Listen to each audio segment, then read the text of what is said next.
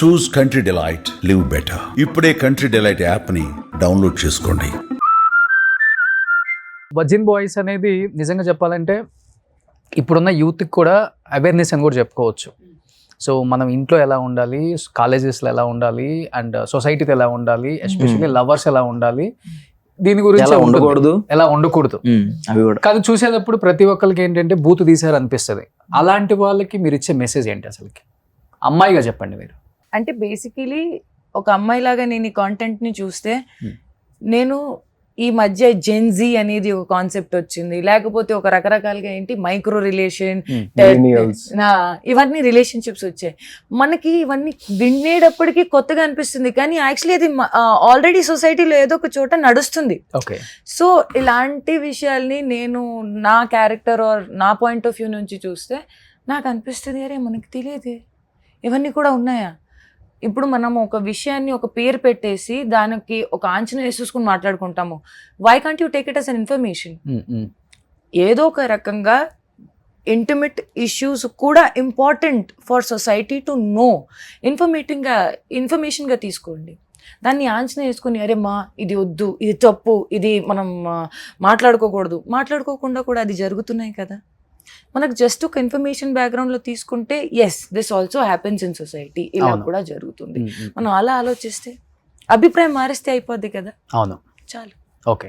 So ప్రతి అమ్మాయికి థియేటర్లో ఏ మూవీ చూసేటప్పుడైనా లేకపోతే ఇంట్లో ఏదో ఒక సినిమా చూసినప్పుడు మన క్యారెక్టర్కి చాలా మ్యాచ్ అవుతుంది.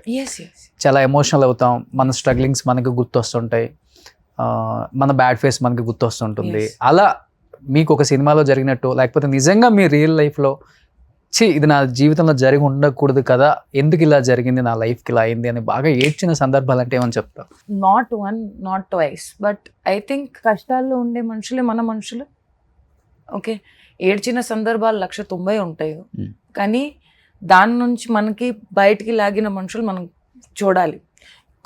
చాలా మందికి మనం చేస్తాము, కానీ ఆ కష్టకాలంలో ఎవరైతే మనతో ఉంటారో those are the real people. That is what I felt is my real experience. Because పేరు పెట్టాలి, మాటలు చెప్పాలి, అభిప్రాయం పెట్టాలి, ఆంచనలు వేసుకోవాలి అంటే అది ఒక సమయంలో వస్తుంది. ఆ పరిస్థితిలో ఉన్నప్పుడు ఇవన్నీ 190 వస్తాయి. ఆవేశంలో మాటలు మనం చెప్పుకోకూడదు, మరీ ఎమోషనల్గా ఉండి స్టేట్మెంట్లు పాస్ చేయకూడదు, అన్ని విషయాలు తెలిసిందనుకో మనకి ఏం చెప్పాలన్న అవసరం ఉండదు. And end of the day తెలియకుండా ఉంటే ప్రాబ్లం ఏమిటి? But end of the day it's hard to digest hard times.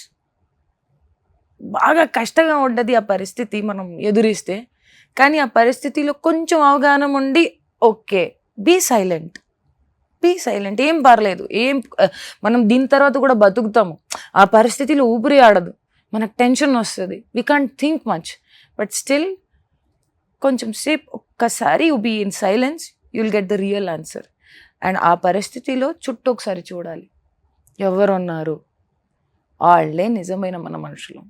అది మనం గుర్తుపెట్టి వాళ్ళకి లైఫ్ లాంగ్ కృతజ్ఞతగా ఉండి ఇలాంటి మనుషులు మనతో లైఫ్ లాంగ్ జర్నీ చేసుకోవాలి అనేది మనం ఆలోచించాలి. ఎలా మీరు రియల్ లైఫ్లో స్ట్రాంగ్గా లేకపోతే చాలా ఎమోషనలా?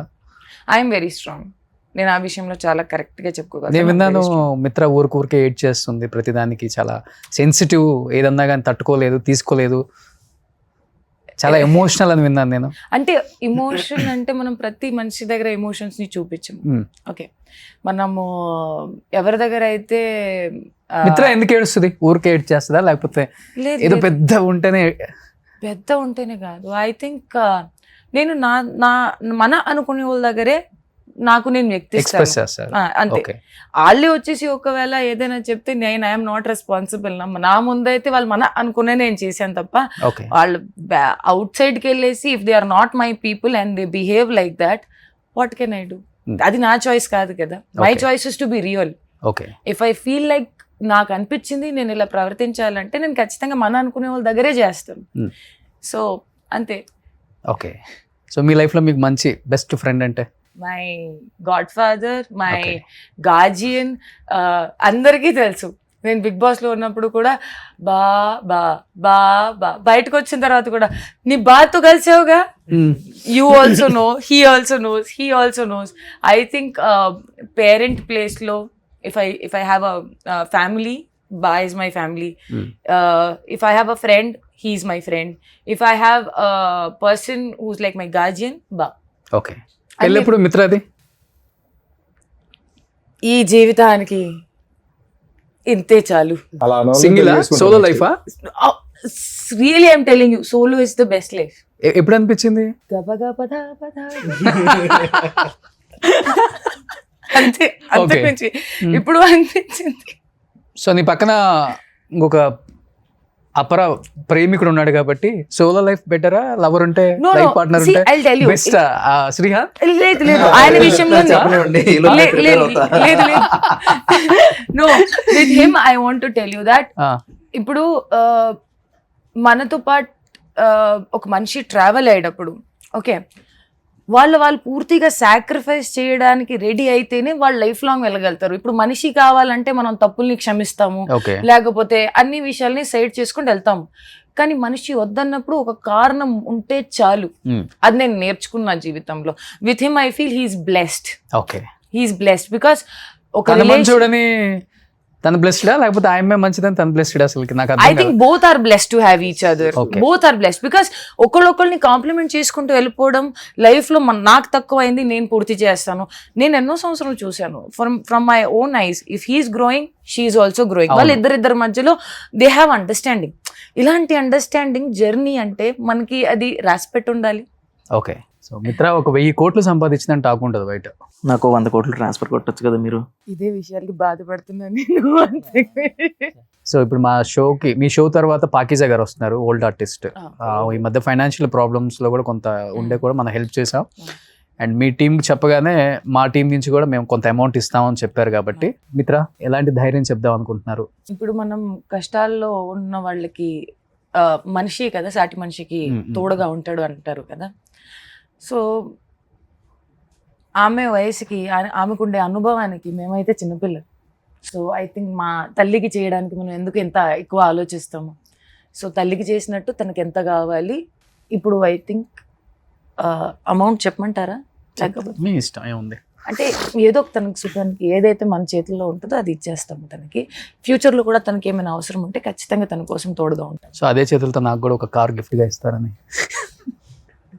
నాకు కూడా పాతగారు సెకండ్ పక్కన శ్రీహానికి ఇచ్చే ఇంకొక కారు కాదు కాదు, రేంజ్ రోవర్ కాదు, బెంజ్ ఉంది ఆయన దగ్గర. ఒక ఇంటర్వ్యూలో ఎవరో మిమ్మల్ని అడిగారు, ఆ సేమ్ క్వశ్చన్ అడుగుతున్నా. అవును, కింద కార్ మీదేనా? నాదే. ఆయన అడుగుతున్నారు బెంజ్ కార్ కింద పెట్టుకొని, ఆయన మమ్మల్ని అడుగుతున్నారు కార్. ఈ స్ట్రీట్ లో ఉన్న కార్స్ అన్ని సగం సగం లేవు, నాకు 5 కార్లు. కాదు కాదు, 1000 కోట్ల ఆస్తి, నీకు 10 కోట్లు ఎక్కడి నుంచి వస్తున్నాయి అంత డబ్బులు? మాకైతే అసలు అర్థం కావట్లేదు. ఎప్పుడు చూస్తే ఏ న్యూస్ లో చూస్తే, ఏ విషయానికి చూస్తే అతని దగ్గర 10 కోట్లు ఉన్నాయి, అతని దగ్గర 1000 కోట్లు ఉన్నాయి. ఇది ఒకటి రీల్ బాగా ఫేమస్ అయింది, అందుకే అడిగాను నేను. రూమ్ లో క్యాష్ పెట్టుకొని మొత్తం అది 1000 కోట్ల పైన ఏదో, అందుకని ఏదో. అంటే బేసికలీ మనం we came up with the concept of helping people. ఆ హెల్పింగ్ హ్యాండ్స్ చేయడానికి అదొక స్టార్ట్ చేసాము. సో ఇంకా దాని విషయాలు ఇంకా చాలా ముందుకు చాలా హెల్ప్ చేశారు. రీసెంట్ గా తిరుపతిలో కూడా ఒకటి చూసాను నేను. అండ్ మన మురళి నాయక్ గారి వాళ్ళ ఇంటికి వెళ్ళారు. యాక్చువల్లీ నిజం చెప్పాలంటే అప్పుడు ఇది జరిగేటప్పుడు నేను పూజ చేసుకుంటున్నాను అనమాట. అప్పుడు నేను అది విన్నాను. బేసికలీ అది వినేటప్పటికీ నేను అట్లా తిరిగితే టీవీలో అంటే వాళ్ళ అమ్మగారు బాగా ఏడుస్తుంది చూసి చాలా బాధ వేసింది. అప్పుడు వాళ్ళు ఏదైతే చెప్తున్నారో దాన్ని విని నాకు అనిపించింది నేను ఒకసారి అయినా కలిసి వస్తే బాగుంటుంది.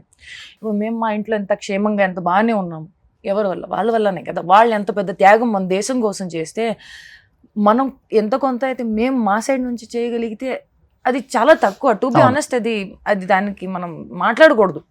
బట్ స్టిల్ మన వైపు నుంచి మేము ఏమైనా చిన్నగా కూడా చేసుకోగలిగితే అది మన వైపు నుంచి ఒక కృతజ్ఞత, అంతకుమించి ఏది లేదు. Super, great. సుమన్ టీవీలో మీ పర్సనల్ అండ్ బిజినెస్ ప్రమోషన్స్ కోసం కింది నెంబర్కి కాంటాక్ట్ చేయండి.